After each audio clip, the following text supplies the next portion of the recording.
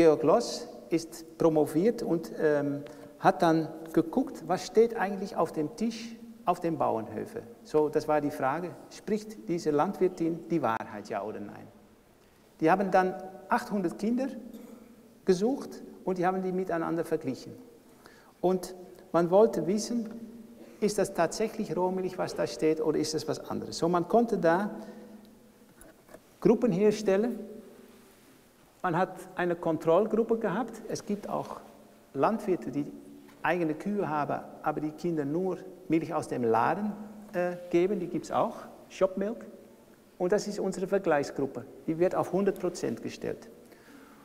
Dann hat es Kinder gegeben, die gekochte, abgekochte Milch bekommen haben, Boiled Farm Milk. Und es hat Kinder gegeben, die immer ungekochte Milch bekommen haben. Any unboiled milk. Hier sieht man wieder die verschiedenen Gruppen, Asthma, Atopie und Heuschnupfen. Und jetzt mache ich nochmal was dazu, dann sieht man es ein bisschen besser. Hier sieht man eigentlich in Rot, dass es signifikante Reduzierung gibt in dem Moment, dass die Kinder tatsächlich auf dem Bauernhof Rohmilch getrunken haben. So, das war für viele eigentlich eine sehr überzeugende Studie, dass man darstellen konnte, dass es wirklich um einen Rohmilcheffekt ging, auch auf den Bauernhöfen. Ja, so diese Studie von Georg Loss, die wird unglaublich viel zitiert und die wird auch sehr stark genutzt, um zu zeigen, was eigentlich dran ist. Viele Leute haben sich gefragt, was ist das denn in der Rohmilch? Was ändert sich dann im Moment, dass man der Milch abkocht oder dass man der Milch pasteurisiert? Das ist ganz, ganz schwierig, um das an einem Ding aufzuhängen. Wir wissen, dass warum machen wir die Pasteurisierung? Die Pasteurisierung wird gemacht, um Keime abzutöten, um die Haltbarkeit zu verlängern. Das sind die ersten Sachen, die man da macht. So, deswegen ist man angefangen damals mit der sogenannten Standpasteurisierung. Das steht da unten, eine Holder-Pasteurisierung. Das war die traditionelle Pasteurisierung. Man hat die Milch auf 60, 62 Grad gebracht, 30 Minuten gehalten und dann wieder runtergefahren. Die moderne Pasteurisierung, die geht ein bisschen höher, die geht auf 72 bis 80 Grad und das macht man in kürzerer Zeit.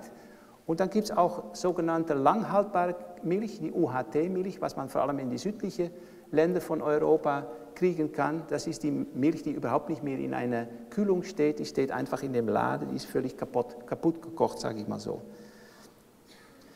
Warum macht man das? Man will die Bakterien, die müssen heraus, aber gleichzeitig ändert sich da auch viele andere Sachen.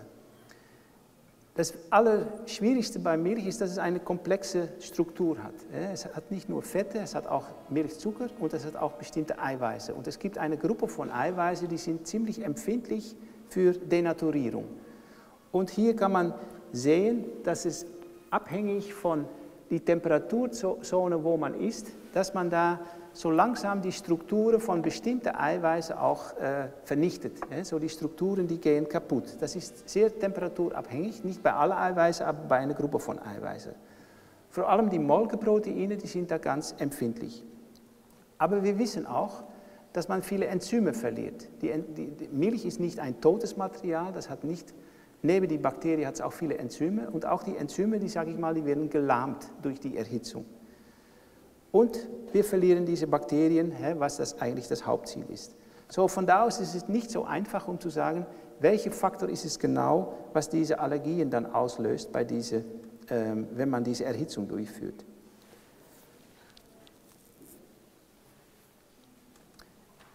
Zusammenfassend gibt es auch eine Hypothese, die einfach sagt, was hier alles zusammenkommt. Und diese Hypothese, das wird die Hygienehypothese genannt. Wir brauchen alle ein bisschen Schmutz. Wir brauchen Bakterien, um gesund zu bleiben. Auf Englisch, a little dirt does not hurt. So, das kann man ganz schön da kurz darstellen. Aber die Studien zeigen eigentlich, dass es mehrere Faktoren gibt, die da letztendlich wichtig sind. Es gibt ein mütterliches Effekt, wie die Mutter lebt, wie die Mutter sich ernährt hat. Es gibt einen Umwelteffekt von dem Hof, ob die Kinder da den Dreck von dem Hof mitbekommen haben, was eigentlich auch wieder Bakterien sind. Kontakt mit Tieren.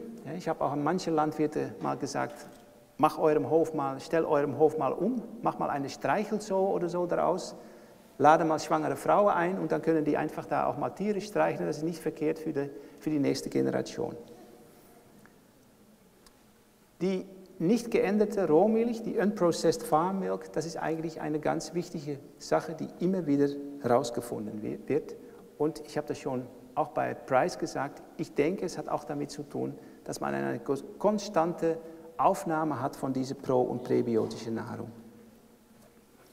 Wir haben noch eine Studie durchgeführt mit multiplen allergischen Kindern. So, das waren Kinder, die waren im Durchschnitt 1,5 Jahre alt und die sind dann bei so einem spezialistischen Arzt gekommen und wir konnten diese Kinder testen. Und wir haben die Kinder letztendlich getestet mit einer Vorzugsmilch, einer erlaubten Rohmilch, die es noch gibt in Deutschland, und eine Milch aus dem Laden. Das war eine normale Milch, die jeder fast kauft, eine Edeka-Milch, homogenisiert und pasteurisiert. Ich zeige was aus dieser Studie und wir haben dann später noch wie gesagt, in das Mäusemodell haben wir die gleiche Milch auch nochmal getestet. Dr. Rose hat damals eine Doppelblindstudie durchgeführt. So, das heißt, er wusste eigentlich nicht, was das Kind bekommen hat und die Kinder wussten auch nicht, was sie bekommen haben. Wichtig für uns war die sogenannte orale Provokation. Und das heißt, das Kind hat auch kleine Mengen an Milch bekommen. So, dann fängt man an mit einer halben Milliliter, dann geht man auf 1 Milliliter, dann geht man auf 2 Milliliter, dann geht man auf 5, dann geht man auf 10 und dann guckt man, ob da die ganze allergische Reaktion der Kinder zurückkommt, ja oder nein. Und der Dr. Rose war eigentlich erstaunt, dass er bemerkt hat, dass eigentlich fast keiner von diesen Kindern auf diese Rohmilch reagiert habe. Er hat die Kinder dann auch nach Hause geschickt und dann hat dann auch gesagt, guck mal in eurer Nähe, ob man da irgendwie ein ökologischer oder ein biologisch-dynamischer Betrieb findet und fang mal an, um da Produkte zu kaufen. Nicht nur Milch, aber fang auch mal an mit Rohmilchquark, guck mal, was man da kriegen kann. So, Rose hat festgestellt, dass es da einen Unterschied gab und dann haben wir in dieser Mäusestudie etwas Ähnliches gemacht. Hier sieht man 2 Ergebnisse von diesem Mäusemodell. Die sogenannte anaphylaktische Schock. So ein Kind, was allergisch ist, nehmen mal eine Erdnussallergie. Ich hatte so einen Neffe, die hatte eine Erdnussallergie. Und wenn so ein Kind nur eine Spur von so einer Nuss bekommt, dann kann das Kind K.O. gehen.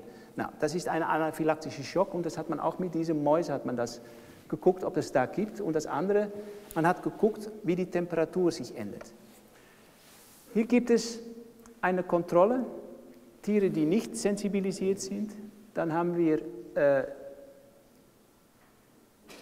nicht sensibilisierte Tiere, man hat eine Kontrollgruppe, man hat eine Rohmilchgruppe. Das ist eine Rohmilchgruppe, wir haben die Rohmilch abgekocht, wir hatten die Milch aus dem Laden und die Milch würde auch nochmal abgekocht. Worum es geht, ist zu gucken, dass hier eigentlich die Rohmilch die gleichen Ergebnisse gezeigt hat wie die nicht sensibilisierte Tiere, die nicht empfindlichen Tiere. So, das heißt, man kann hier nachweisen, dass die Rohmilch eigentlich die einzige ist, die in dem Mäusemodell die gleiche Auswirkung hätte. Wir haben uns schon ein paar Gedanken gemacht, was ist eigentlich der Impact von so einer Studie. Ja, man kann sagen, das Leben auf einem Bauernhof ist so eine Präventionsgeschichte. Wenn es gelingt, um jetzt auch Rohmilch eher als Heilmittel zu nutzen, ist das nochmal eine andere Geschichte. Ja, wir haben eigentlich viel mehr gezeigt, dass man auch Rohmilch auch einsetzen kann, um Kinder, die multiple allergisch sind, um solche Kinder auch zu heilen. Das wurde damals auch in den USA gemacht. In den USA hat es eine Mayo-Klinik gegeben und in dieser Mayo-Klinik kann man noch nachlesen, dass da bis zum 1950er Jahre, dass man da auch die Leute immer Rohmilch gegeben hat, um die Leute zu heilen als Erste. So, das ist nochmal eine andere Sache, die man hier als gutes Ergebnis darstellen kann. Etwas über das Milchfett. Problem wissen wir alle, wir haben moderne Zivilisationskrankheiten, Leute sind zu dick, Obesitas, Leute haben Probleme mit Herz-Kreislauf-Störungen und wir haben auch bei Erwachsenen mit Asthma und so weiter zu tun. Grob gesagt kann man sagen, es hängt nicht an die Fette in die Nahrung, es kommt aus anderen Ursachen, diese Probleme, die man da hat. Und ich zeige ein paar Studien, die das auch in diese Richtung gehen. Interessanterweise gibt es auch Studien, die zeigen, dass Kinder, die vollfette Nahrung bekommen haben, so vollfette Milch, Käse und Butter, dass auch solche Kinder auch besser geschützt sind gegen Asthma. Ja, so auch das ganze Fettgeschichte hat nochmal eine Funktion in die ganze Schutz gegen Asthma.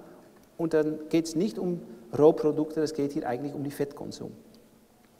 Und das Dritte, da muss man ein bisschen einsteigen, das Fett, das kann man nochmal ein bisschen unterscheiden anhand von verschiedenen Fettsäuren, das Fettsäureprofil nennen wir das. Und da kann man auch sehr schön feststellen, dass Tiere, die auf die Weide sind, die haben ein komplett anderes Fettsäureprofil, was man sehr stark in Verbindung bringen kann mit Gesundheitsförderung. Hier eine Studie aus India, auch das Weltproblem mit Übergewicht, das ist überall gleich. Eine Studie von 1980 bis 2003, die Leute, die sind in dieser Zeit, sind die von 40 Kilogramm Milch auf 70 Kilogramm gegangen, aber man bemerkt, dass Obesitas ist ein aufkommendes Problem. Dann hat man mal geguckt, was ist die Korrelation wieder mit der Aufnahme von Plain Milk, hat man das genannt, so normale Full-Fat-Milk. Das geht hier nicht um Rohmilch, das geht alles nur um pasteurisierte Milch mit Fermented-Produkten und mit Buttermilch. Und die Studien sind ziemlich groß. Hier sieht man die Anzahl von Leuten, die man in solche Studie aufgenommen hat. Hier sieht man das Anteil, was man dann als obese definiert hat. Das war ziemlich großartig.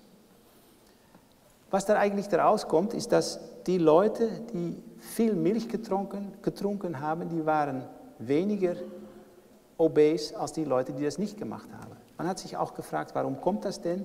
Es hat damit zu tun, dass die Leute, die viel Milch getrunken haben, die haben weniger Tee getrunken. Und die Leute, die Tee getrunken haben, haben alle Tee mit Zucker getrunken. Und das heißt, das Übergewicht kann man eher korrelieren mit der Zuckeraufnahme als mit der Milchaufnahme.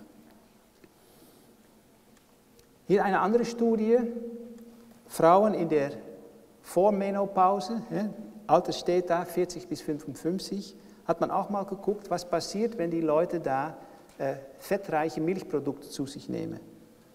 Dann sieht man, dass die Leute, die sich da mit vollfetter Milch, mit Sauermilch, mit Säuremilch, mit Käse und Butter ernährt haben, dass ihre Body Mass Index, das war niedriger als die Leute, die das nicht gemacht haben. So, man hat da verglichen eine hohe Aufnahme gegenüber einer niedrigen Aufnahme.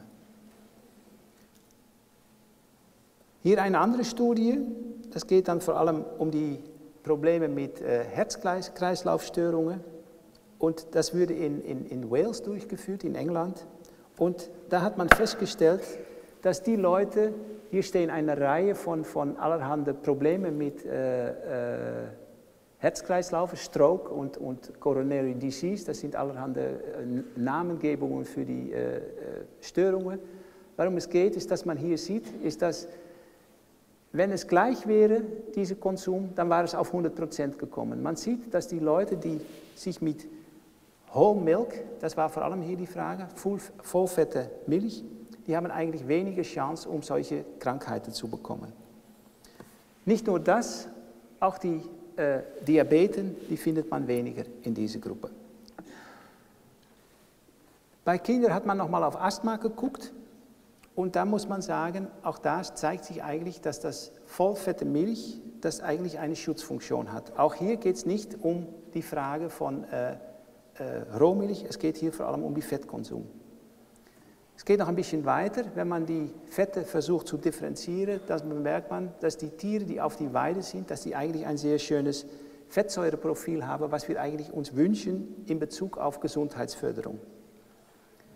Ich zeige nicht alles, aber man kann auch schöne Studien finden, dann sind wir wieder bei dieser Frage von mikrobielle Nahrung, fermentierte Produkte, aber man kann auch Studien finden, dass Joghurt eigentlich generell auch eine Schutzfunktion hat. Und es hat auch in Italien Studien gegeben, dass Kinder, die sich mehr mit die Rohmilch-Parmesankäse ernährt haben, dass sie eigentlich auch besser geschützt sind. Hier eine Studie aus den Niederlanden. PIAMA-Studie heißt das, Prevention and Incidence of Asthma and Mite Allergies. Und es geht um die Anzahl von Kindern in die Vorschule, so das sind Kinder eigentlich aus dem Kindergarten, und wie haben die Kinder sich ernährt. Und dann sieht man, dass die Auskünfte von Asthma bronchiale, also die Menge an Asthma bronchiale, ist signifikant niedriger im Moment, dass die Kinder fette Milch, Milchprodukte und Butter genommen haben. So, hier hat man entschieden, dass eigentlich hier diese Fette eigentlich eine Schutzfunktion haben.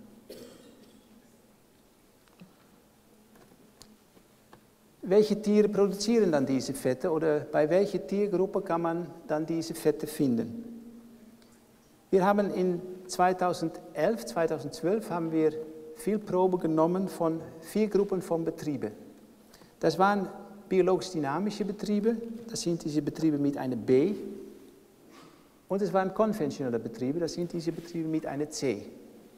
Aber wir waren uns auch bewusst, dass die ökologische Landwirtschaft, die biologisch-dynamische Landwirtschaft, die geht auch ständig weiter. So, es gibt auch heutzutage ökologische Landwirte, die sehr stark ähnlich sind wie konventionelle Landwirte. Da wird auch Mais gefüttert, da wird auch viel Leistung wird da erwartet von den Kühen.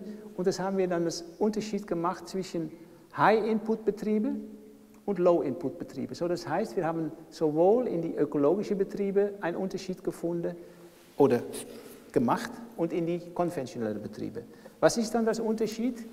Diese Tiere, diese Referenzgruppe, sage ich mal so, das sind Tiere, die sind auf die Weide, die kriegen im Sommer ein bisschen Heu dazu, die kriegen fast kein Kraftfutter. Ja? Aber solche Tiere findet man auch in die konventionelle Landwirtschaft. In die traditionellen Regionen findet man noch immer Betriebe, wo die Kühe auch konventionell auf die Weide sind. Die Leistung ist ein bisschen höher, was vor allem durch das Kraftfutter kommt. Aber es gibt auch in die ökologische Landwirtschaft Betriebe, wie gesagt, die füttern schon ein bisschen Mais im Sommer zu, da wird schon Silage gefüttert, auch im Sommer. Und das ist noch schlimmer, wenn man auf die konventionellen Betriebe guckt. Man kann feststellen, dass eigentlich die konventionellen Betriebe in Europa weit sich sehr ähneln. Man sieht eigentlich, dass mehr und mehr Tiere nicht mehr auf die Weide gehen, dass die Tiere Sommer und Winter eine Diät bekommen von Silage aus Mais und Gras und dass die Tiere mit Kraftfutter eigentlich ihre Leistung bringen müssen. Was zeigt sich dann in ein sogenanntes Fettsäureprofil? Und es ist ein bisschen eine technische Sache, aber hier haben wir anhand von Statistik versucht, Korrelationen zu finden zwischen allerhand, sage ich mal, Umgebungsfaktoren, Fütterungsfaktoren und ein Fettsäureprofil. Hier sieht man an die rechte Seite ein Fettsäureprofil, was man sich eigentlich wünscht. Da stehen CLAs, da stehen Transfettsäuren, da stehen Isofettsäuren und da stehen Omega-Fettsäuren. Und wir wissen aus der Literatur, dass es vor allem diese Gruppe von Fettsäuren sind, die man sehr stark auch mit Gesundheitsförderung verbinden kann. Hier sieht man die Gruppe zurück, BLI, biologisch Low Input, gegenüber konventionell High Input, die steht irgendwie hier, sieht man nicht so gut auf dem Bild. Konventionell Low Input, biologisch High Input. So, das heißt, die Haupttrennung wird auf diese Achse gemacht und wenn man dann guckt, dann findet man hier ein Profil, was sehr stark verbunden ist mit der Aufnahme von Gras, Grasprodukte, Raufutter und den Zugang auf die Weide. Im Moment, dass das Profil nicht mehr da ist, dann sieht man, dass die Tiere viel Kraftfutter bekommen, dass die Leistung hochgeht, dass man viel mehr mit dieser sogenannten Milchleistungsrasse zu tun habe, die Holstein-Kühe, die ganz große, schwarz-bunte Kühe, dass da Mais gefüttert wird, Silage gefüttert wird und so weiter. So, man kann anhand von solchen detaillierten Analytik kann man sehr gut Milch auseinander dividieren. Wir brauchen auch andere Kühe. Ja? Rechts auf dem Bild sieht man die moderne, große Holstein-Kühe, die findet man auch heutzutage im Brown Swiss. Ja? All diese Tiere kann man ziemlich hoch züchten, das sind Kühe wie Elefanten, wird manchmal gesagt, ja? Kühe, wo man nicht mehr über die Bulle hingucken kann. Ich habe das erste Mal erlebt, weiß ich noch, war ich in Groningen in den Niederlanden und da waren die modernen Holstein-Landwirte und da stand ein Stier, die war 1,80 Meter groß, wieder ist Höhe und dann ist man doch ein bisschen platt, wenn man mal auf so ein Tier guckt. Ja? Die Kühe sind auch ziemlich groß, die sind schon 1,50 Meter. Eigentlich ist nicht so viel dagegen. Das Einzige, was dagegen ist, ist, dass wir keine Umgebung mehr haben, um diese Tiere normal auszufüttern. Das ist eigentlich dasjenige, was man dagegen haben muss. Wir brauchen andere Tiere und das sind vielmehr diese kleineren Tiere, die ein bisschen doppeltnutzig sind. Was die Neuseeländer gezüchtet haben, was wir noch in die alte Rasse finden, das sind Tiere, die sind kleiner, die kann man noch richtig ausfüttern mit Gras. In einem Projekt, was wir gerade machen, das Core Organic Projekt, gucken wir zum Beispiel auch europaweit, wo man solche Lokalrassen noch findet und wie das dann auch aussieht mit dieser ganzen Fettqualität. Ein paar Begriffe aus der biologisch-dynamischen Landwirtschaft. Gründer von dieser biologisch-dynamischen Landwirtschaft war Steiner. Und Steiner hat bis 1925 gelebt, so das war noch weit bevor wir da allerhand Analytik auch hätten, so wie die Lötschenthaler Leute, die kannten auch keine Analytik, haben trotzdem ein Wissen gehabt. Und Steiner hat viele Vorlesungen gemacht. Und in einer von seinen Vorlesungen für die Arbeiter am Goetheanum hat er dann mal gesagt, wenn die Leute sich dann mit Milch auseinandersetzen wollen, dann müssen die mal eigentlich der Butter nehmen aus der Milch. Ja, so, er hat da schon einen Hinweis gemacht, Butter ist ein wichtiges Teil. Wir haben einen landwirtschaftlichen Kurs, der hat Steiner in 24 gegeben und da steht eine Reihe von schwierigen Sachen in, die man schwierig begreifen kann, aber es stehen auch ein paar Sachen in, wo man denkt, ja, das kann man noch mal ein bisschen besser verstehen. Steiner macht dann jedenfalls eine krasse Bemerkung, man soll die Tiere nicht drinnen halten. Die sollten nicht in dunklen Stallen stehen, die Tiere sollten eigentlich draußen auf die Weide sein. Er sagt dann mit so vielen Wörtern, dass Laufen draußen ist wichtig für die Tiere. In den 8. Vortrag im landwirtschaftlichen Kurs macht er dann eine Bemerkung über die Tiernahrung, die Nahrung von Wiederkäuer. Und er sagt dann ziemlich klar, die Kühe brauchen das blattreiche und das kräuterreiche Material. Das ist eigentlich, was die brauchen. Und dann geben die reichlich Milch, oder man kann es auch anders verstehen, die geben Milch mit einer guten Nahrungsqualität. Kann man das dann auch verbinden mit moderner Forschung? Ja, das kann man. Das haben die Dänen mal gemacht in 2010. Die haben hier mal Tiere auf die Weide gestellt, Tiere, die man normalerweise findet, und Tiere mit so einer Pferdedecke, sage ich mal so. Man kann die Tiere auch einpacken. Und man wollte mal wissen, wo wird eigentlich diese sogenannte Vitamin D produziert. Und es war dann ziemlich klar, wenn man auf die Ergebnisse guckt,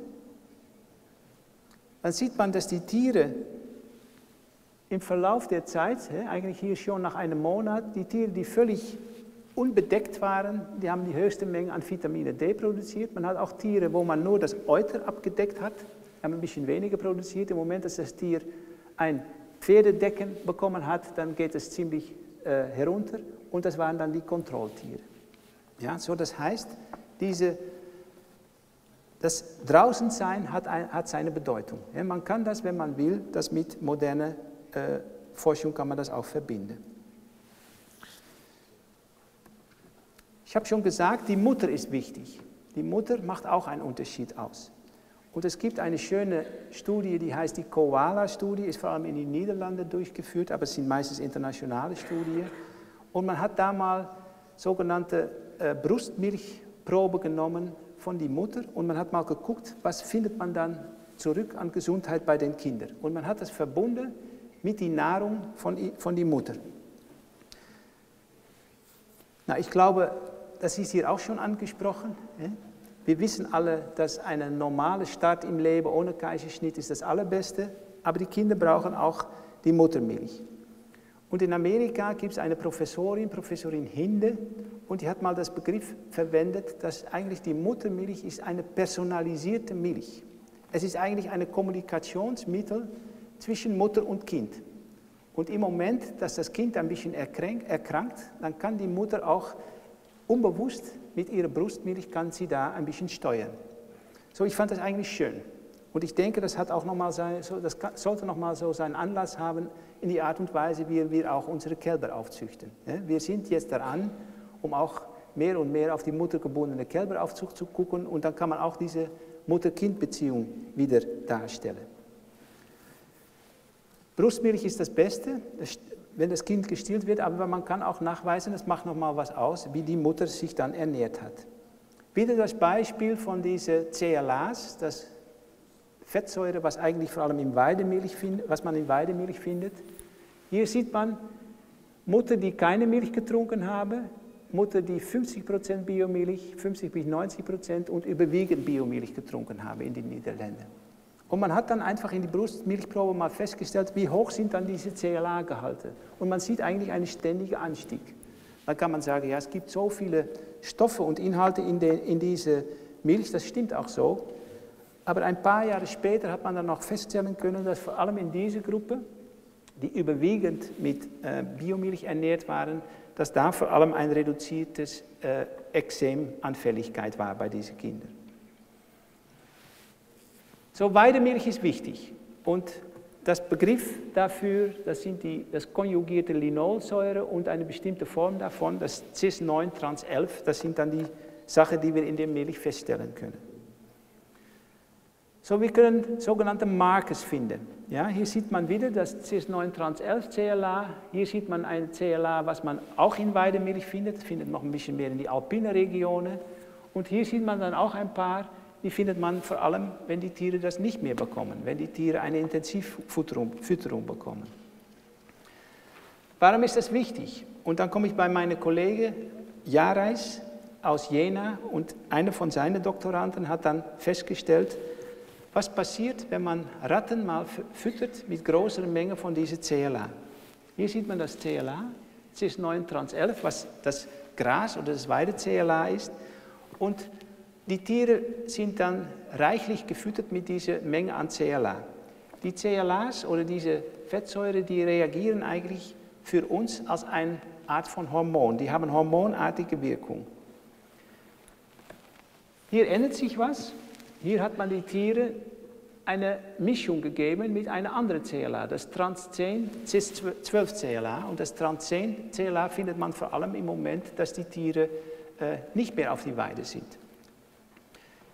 Was man hier sieht bei diesen Ratten, ist, dass das ganze Fett, das hat sich abgelagert in dem Leber. Die Muskeln sind hier ganz abgemagert und alle Fett ist hier eigentlich auf diese Leber gekommen. Und wir kennen das auch, vor allem bei Männern, die immer dickere Bauchen bekommen. Das Fettlebersyndrom ist eigentlich, was man hier abbildet.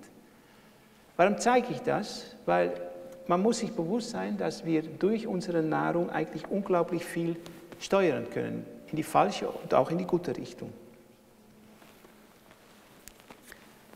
Noch ein paar Wörter über die fermentierte Milch. Das handelt um vieles. Joghurt, Kefir, aber auch Käse, das sind auch fermentierte Milchprodukte. Alles, was eine Reifung bekommt durch Bakterien oder auch durch Pilzen, das sind eigentlich fermentierte Produkte. Und wie gesagt, wir nehmen das wahr als probiotische und präbiotische Nahrung. Ein Freund von mir in den Niederlanden ist angefangen mit der Produktion von Rohmilchkefir. Er ist überzeugt, dass die Rohmilch und diese Rohmilchprodukte eine Auswirkung haben. Inzwischen produziert er ungefähr 2500 Liter Kefir in der Woche und die Leute, die fahren 50 bis 60 Kilometer, um da der Kefir abzuholen. Das macht man nicht umsonst. Man fährt nicht umsonst 50 Kilometer, um Kefir irgendwie abzuholen. Wir wissen, dass Kefir ist eigentlich ein sehr altes probiotisches Produkt. Würde vor allem auch in die östlichen Teile von Europa, bis ins Russland. In Russland würde das verwendet. Und Kefir, kann man sagen, ist eigentlich eine probiotische Suppe von Mikroorganismen. Man hat da eine Menge an Mikroorganismen. Und wir haben da mal geguckt, was sagen die Leute zu uns, und wir haben das mit der Hochschule in Den Haag, haben wir das mal evaluiert. Wir haben Leute gefragt, können Sie beschreiben, welche Krankheiten Sie haben, bevor Sie mit Kefir angefangen sind? Und da waren ein paar Krankheiten, die waren ziemlich viel anwesend. Ganz links steht alles zusammenaddiert. Hier Leute mit Problemen im Darmgebiet, Leute mit Hautproblemen und hier Leute die waren Müdigkeit. Die Müdigkeit, die Leute waren viel zu ermüdigt. Blaue Balken ist bevor und die rote Balken ist nachdem die diese Kefir eine Weile zu sich genommen habe. Und das war ein Unterschied. Wir haben bemerkt, dass diese Änderung in den Darm, das ging sehr schnell. Das war innerhalb von 2 bis 3 Wochen, wenn die Leute ein Glas Kefir morgens mit angefangen sind, das geht relativ schnell. Die anderen Sachen haben ein bisschen länger gedauert. Aber trotzdem, das waren alle ziemlich signifikante Reduzierungen von die ganze Problematik bei diesen Leuten. Bei der Eröffnung haben wir dann auch gesagt, man muss eigentlich Kefir, Rohmilchkefir wie Champagner eigentlich ausnutzen. Das ist so ein guter Wein mit einem Terroir, so muss man eigentlich wieder auf unsere Nahrung gucken. Ja? Ich will noch kurz ansprechen die Frage von Safety, von Sicherheit. Und da wird man ständig eigentlich auch angesprochen. Man wird ständig angesprochen, Milch ist gefährlich. Man soll keine Milch mehr nehmen, weil so und so Bakterien, die kann es eigentlich alles erhalten. Ein Comedian, oder wie sagt man das? Ein Akteur aus Amerika, die hat mal einen schönen Witz gesagt. Sie hat gefragt an diejenige, die der Milch gebracht hat, ob die Milch frisch war. Und dann hat er geantwortet, ja, gestern war es noch Gras. So. Aber da steckt was drinnen. Ich meine, das ist nicht umsonst, dass wir eigentlich wieder diese Frische eigentlich von Milch wieder brauchen. Und das war eigentlich früher auch so. Früher war es viel normaler, dass Milch würde gemolken, die Milch würde heruntergekühlt und die Milch würde dann eigentlich noch am gleichen Tag würde das auch abgeliefert. In England war das sehr stark, der Milkman, die hat immer, jeden Tag hat er frische Milch da irgendwie gebracht. Ich habe dann eine Definition gefunden, 1909, wie man dann auch Milch beschrieben hat. Milch soll eigentlich von Kühe sein, die gut ernährt sind, die gesund sind und die nicht überarbeitet sind. Auch mal interessant.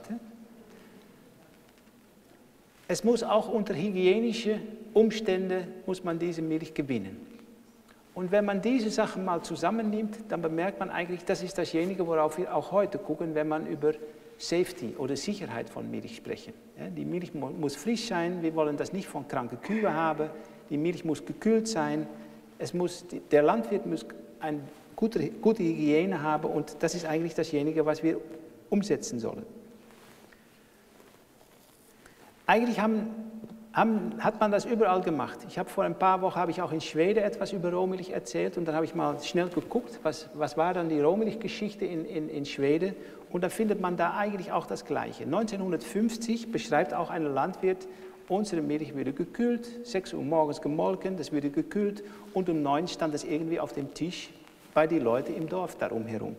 Das war eigentlich dasjenige, was man gemacht hat. Und hatte dann gesagt, wir haben auf Tuberkulose kontrolliert. So die Tuberkulose kam und das war eigentlich einer der ersten Gründe, dass man Milch auch pasteurisiert hat.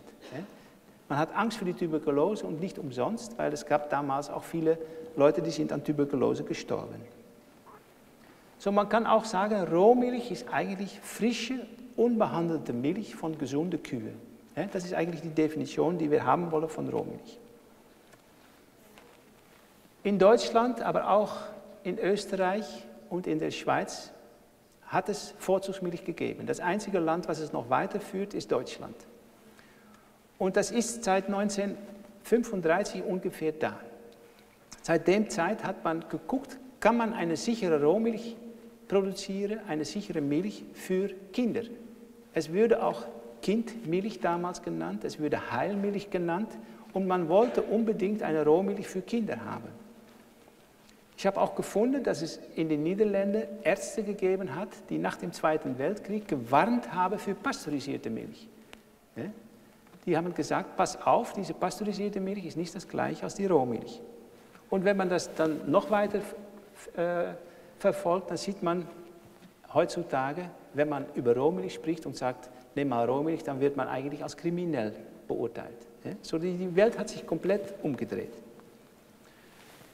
Hier in der Nähe gibt es einen Vorzugsmilchbetrieb, Völkleswaldhof. Leute, die auch ein bisschen Fernsehen gucken, haben das Betrieb vielleicht mal vorbeikommen sehen. Das ist ein Betrieb, was Demeter war, hat seine Milch in die Molkerei geliefert und die Leute haben einfach gesagt, wir brauchen was Neues, wir wollen jetzt mal wieder Rohmilch produzieren. So sind die Letzten eigentlich, die seit kurzer Zeit wieder ein Vorzugsmilchbetrieb anerkannt sind. Hier gibt es eine Reihe von Kontrollen. Die Betriebe werden richtig kontrolliert. Das ist ein ziemlicher Aufwand. Aber ich finde, man ist auch verpflichtet, um das zu tun. Die Vorzugsmilchbetriebe, die müssen eigentlich richtig kontrolliert sein, weil man bringt da etwas als Lebensmittel im Umfeld, wobei man auch die Sicherheit haben will. Das geht um Zellzahl, das geht um zoonotische Keime, das geht um Reinigung, sage ich mal so, Enterokokke, Keimzahlen. Und ich denke, das ist auch gut, dass man das so macht. Ob die Schwellwerte immer gut sind, darüber kann man diskutieren. Ja, die Schwellwerte, die gehen immer wieder nach unten und das hat damit zu tun, dass es in 1989 eine EHEC-Krise gab und nach dieser EHEC-Krise würde alles verboten mit Vorzugsmilch. Man dürfte das nicht mehr an Kindergarten liefern, man dürfte das nicht mehr in Altersheime liefern und dann würde die ganze Markt eigentlich kaputt gemacht. Eigentlich die Leute, die es am meisten nutzen, junge Kinder, schwangere Frauen und ältere Leute, die werden heutzutage gewarnt, um das nicht mehr zu trinken. Aber die brauchen das eigentlich. Wie gesagt, ich bin inzwischen auch bei das Raw Milk Institute eingestiegen und ich hoffe, dass wir in die nächste Zeit auch mal hier in Europa wieder eine Kultur bekommen, wobei wir auch Landwirte unterstützen können, um diese Rohmilch zu produzieren. Die Frage ist, warum sind wir eigentlich so ängstlich geworden für unsere Bakterien? Das haben Sie bestimmt in den letzten Tagen auch gehört, aber wir haben eigentlich mehr Bakterien in uns als Zellkörper. Also wir sind eigentlich eine Einheit mit unserer Darmflora. Und man kann unglaublich viele Krankheiten, kann man heutzutage feststellen, die etwas mit einer Unbilanz in die Darmflora was zu tun hat. Hier steht selbst dazwischen Autismus. Autistische Kinder, die haben auch sehr oft eine sehr unbilanzierte Darmflora, eine stinkende, wie sagt man das? Kot? Nee. Ja? So von da aus weiß man das auch. Es gibt eine Ärztin, Natasha Campbell McBride, die ist auch Mitglied von der Weston Price Foundation und die hat eine Klinik in Bristol und diese Frau, die versucht, Leute durch Änderung von ihrer Nahrung wieder gesund zu machen. Also sie versucht eigentlich über die Nahrung bis zum Autismus die Kinder wieder in Bilanz zu bringen. Und sie hat da sehr gute Erfolge. Interessanterweise sieht man dann auch, dass diese Hygienehypothese, die wird heutzutage ein bisschen, hat sich das geändert. Wie gesagt, a little dirt does not hurt. Man sagt heutzutage, wir brauchen eigentlich eine gute Darmmikroflora, die vielfältig ist. Die muss nicht sehr einseitig werden. Das ist eigentlich die neue Hypothese, womit die Leute heutzutage leben. Man hat auch bemerkt, dass der Lebensstil, den wir hier alle so lieben im Westen, dass es eigentlich ein krankmachender Lebensstil ist. Wir müssen da wieder das Normale finden. Und das geht um viele Sachen. Und einiges habe ich schon angesprochen und einiges ist auch in diesem Konferenz angesprochen. Es geht darum, wie wird man geboren, wo wird man geboren, wie hat die Mutter sich ernährt, kriegt man lange genug auch Muttermilch, wie geht man dann um mit allerhand roh und roh fermentierte Produkte und interessanterweise, es macht auch was aus, ob wir kleinere oder größere Familie haben. Eine Gruppe von Leuten, die kümmert sich schon längere Zeit darum und die machen auch wie hier regelmäßig Konferenzen. Die sogenannte DOHAT-Konferenz, ich bin auch Mitglied von dieser Gesellschaft, das geht eigentlich um die Developmental Origins of Health and Disease, so die Ursache, warum wir eigentlich durch unsere Umwelt krank werden. Das ist dasjenige, was die eigentlich da erforschen. Und man kommt immer näher zueinander und man bemerkt immer mehr, die Gesundheit fängt eigentlich schon vor dem Geburt eigentlich an.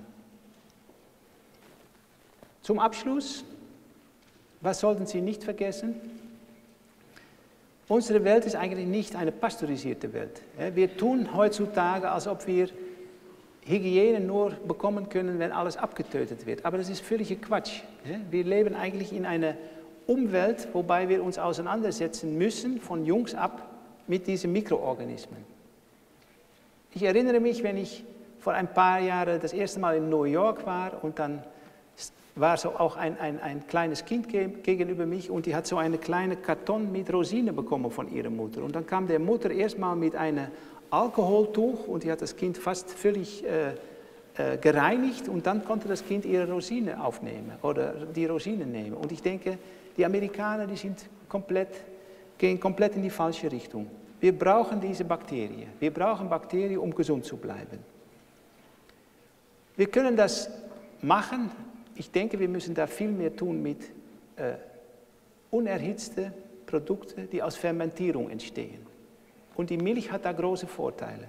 Es gibt viele Milch und Milchprodukte, die da uns unterstützen können und auch in höherem Alter. Diese fermentierte Sauerprodukte, das ist eigentlich dasjenige, was auch bei den älteren Menschen sehr gut passt. Wenn wir auf unsere Kühe gucken, dann sind Kühe Weidetiere. Das sind Graser. Das sind nicht Tiere, die man vollpappeln muss mit Mais und Kraftfutter. Das machen wir bei unseren Schweinen. Die brauchen Kraftfutter und unsere Hühner auch. Aber die mehrmagigen Tiere wie Schaf, Ziege und Kuh, die brauchen einfach diese langstängelige Raufuttersache. Und man kann es auch nachweisen. Die Fettsäuren, die zeigen ziemlich schön, wie die Tiere auch ernährt sind. Wir müssen weg vom Antibiotika. Und da haben wir noch einen langen Weg zu gehen, glaube ich. Die Landwirtschaft, die ist in eine Richtung gegangen, wo man vieles versucht zu unterdrücken. Und es braucht noch ein ziemliches Umdenken, habe ich jedenfalls damals bemerkt, wenn ich mit den Landwirten in der Schweiz gesprochen habe, um da auch den Mut zu fassen, um die Antibiotika wegzulassen. Das ist komplexes Management. Das ist nicht ein Knopfdruck und das funktioniert. Und das Letzte, auch ganz wichtig, wir müssen uns bewusst sein, dass Gesundheit fängt eigentlich vor der Geburt an. Wir müssen wieder lernen, eigentlich in Generationen zu denken und da muss man daran arbeiten. Wenn es noch Bedarf gibt, ich habe mal Sachen, die ich heute vorgestellt habe, zusammengeschrieben, ist auf Englisch, aber wenn Sie mir eine E-Mail schicken, dann kriegen Sie den Artikel zu Hause geschickt. Vielen Dank.